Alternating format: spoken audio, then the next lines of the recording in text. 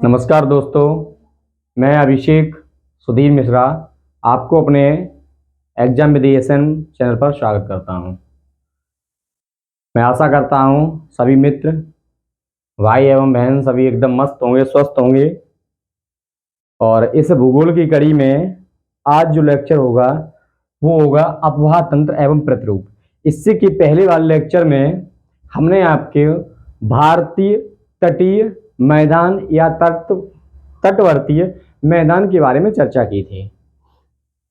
जिस दोस्त ने वो लेक्चर न देखा हो तो एक बार देखिए।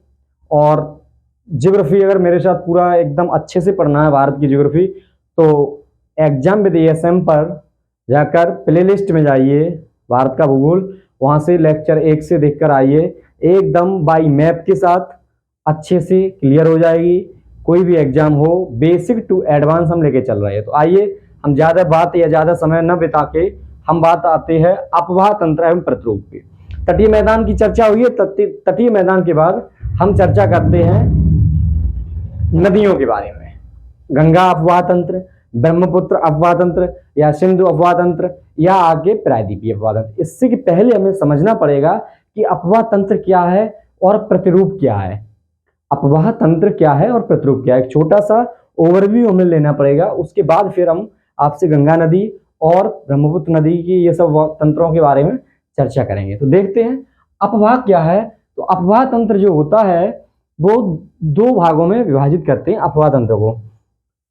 कौन कौन से भाग उसके होते हैं? तो एक होता है क्रमवर्ती।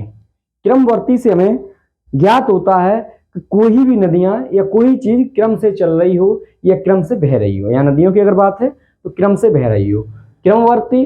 नंबर दूसरा है अक्रमवर्ती।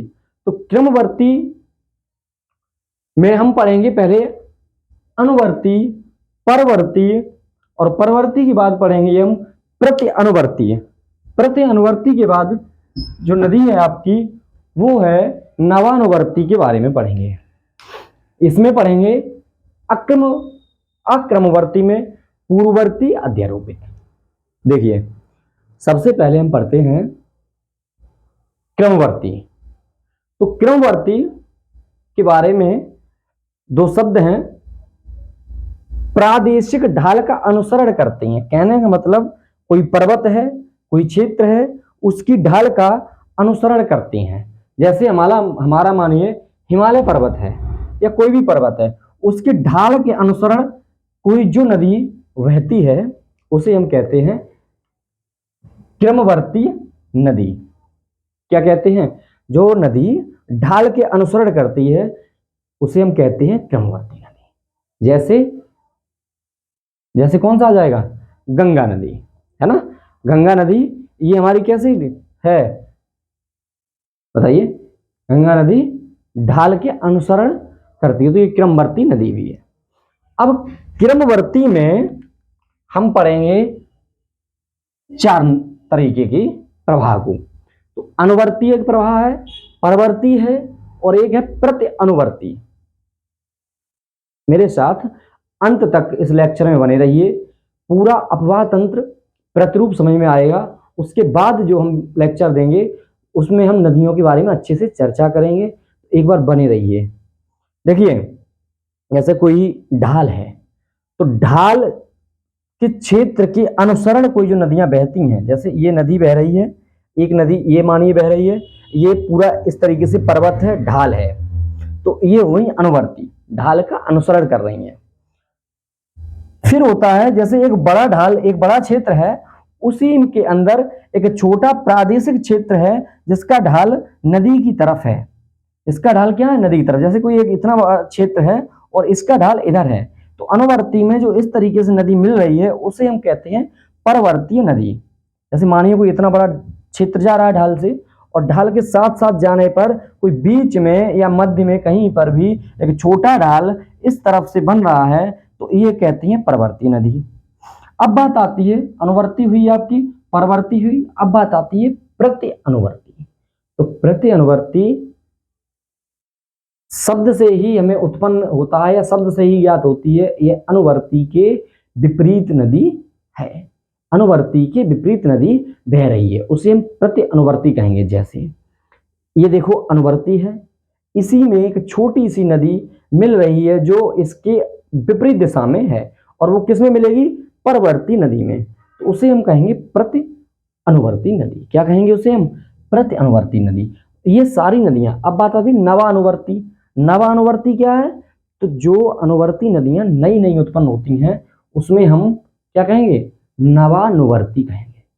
अनुवर्ती टाइप की नदियां नई उत्पन्न हो रही हैं तो हम क्या कहेंगे? नवानुवर्ती कहेंगे।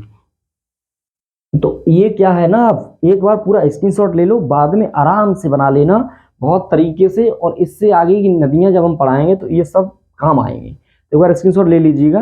देखिए ये तो आपकी अनुवर्ती है, ये आपकी अनुवर्ती नदियां हैं जो ढाल के किनारे बह रही हैं।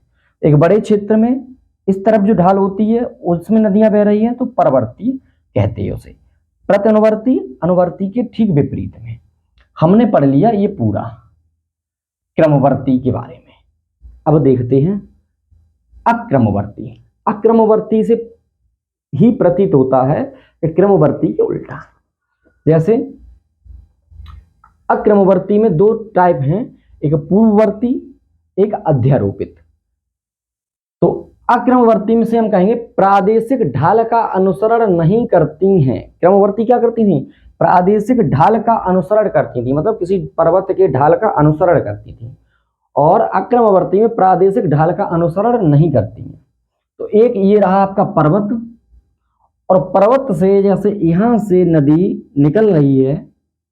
अच्छा, ये जो नदियां है ना आपकी, ये जैसे नदी है, मान लीजिए सिंधु नदी मान लीजिए है, तो सिंधु नदी यहां से निकली और यहां से निकलकर पर्वत के विपरीत मतलब ढाल के अनुसरण नहीं किया, ढाल के विपरीत ढाल में इसने अनुसरण किया। इसका मतलब क्या है? ये यहां भी दे भी रहा है पूर्ववर्ती में उत्थान से पहले नदी का बहना हुआ होगा। कहने का मतलब जैसे हमारा हिमालय पर्वत बना है तो इसका मतलब पूर्ववर्ती का ये है कि ये नदी हिमालय पर्वत से पहले बह रही है। जैसे आपको पता है भारत की गोंडवाना लैंड, यूरेशियन प्लेट या अंगारा लैंड, दोनों का मिलन हुआ या दोनों का टकराव हुआ एक दूसरे में तेथिस सागर के आसपास में, तो वहां पे हिमालय का निर्माण हुआ। उससे पहले अंगारा लैंड में सिंधु नदी बह रही थी। तो जैसे ही मानिए हिमालय पर्वत का जब दोनों प्लेटों का टकराव हुआ तो हिमालय पर्वत का निर्माण हुआ। उसी में नदी ने क्या किया, बीच में या हिमालय पर्वत के मध्य में उसने एक नाली आकार का बना लिया क्या, अपना रास्ता। और हिमालय पर्वत जैसे ही बना, कोई ये तो है नहीं एक दो दिन में हिमालय पर्वत बना, कोई मजाक तो नहीं है ना। हिमालय पर्वत लाखों करोड़ों वर्षों में बना हुआ है धीरे धीरे।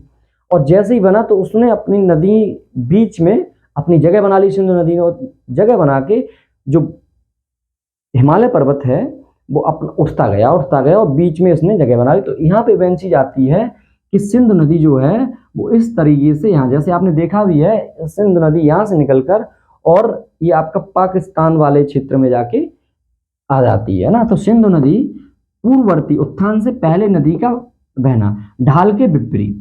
ओके, अब बात आती है अध्यारोपित। अध्यारोपित क्या है? जैसे कोई पहाड़ है, कोई ऊंचा चट्टान है, कोई पठार है, जैसे ये हम ले रहे हैं। तो अभी यहां से न लेके ये मान रहे हैं। तो एक नदी यहां से निकली, किसी नदी का उद्गम यहां से हुआ और यहां से होने के बाद नदी इधर बहने लगी। दूसरी बी नदी कोई यहां से निकली और यहां से नदी निकल कर और इस तरफ बहने लगी। होता क्या है, ये जो नदी है ये नदी इधर भी बह रही है और अपना कटाव इस भूमि में भी कर रही है, इस पर्वत में भी कर रही है या पहाड़ में भी कर रही है। करती है पहाड़ में कटाव, कटाव करने के बाद में एक टाइम ऐसा आए कि ये इधर से कटाव करती जा रही है, ये इधर से कटाव करती जा रही है और दोनों का ये मिल गया। यहां से एक कॉन्सेप्ट और उत्पन्न होता है जिसे कहते हैं नदी का अपहरण होना।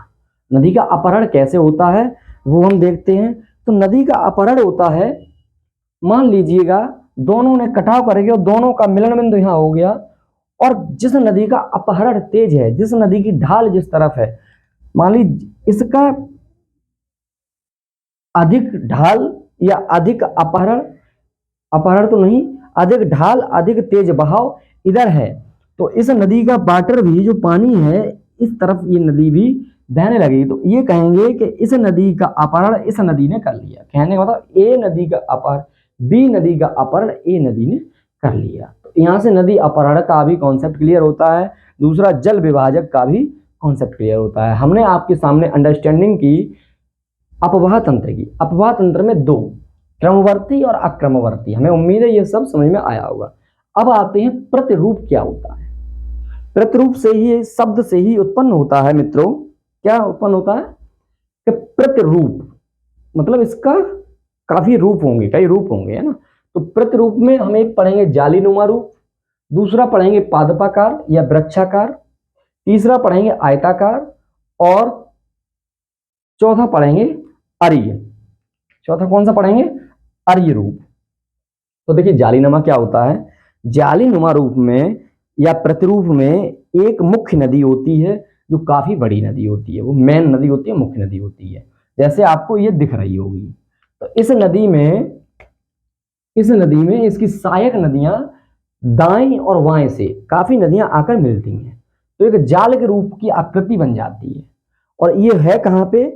तो ये सिंहभूमि में, ये देखो लिखा भी हमने, सिंहभूमि की नदियां, जो कि आपको छोटा नागपुर पठार या रांची के पठार में आपको मिलता है, सिंहभूमि की नदियां। क्वेश्चन आ जाते हैं एग्जाम में। नंबर 2, पादपाकार या वृक्षाकार।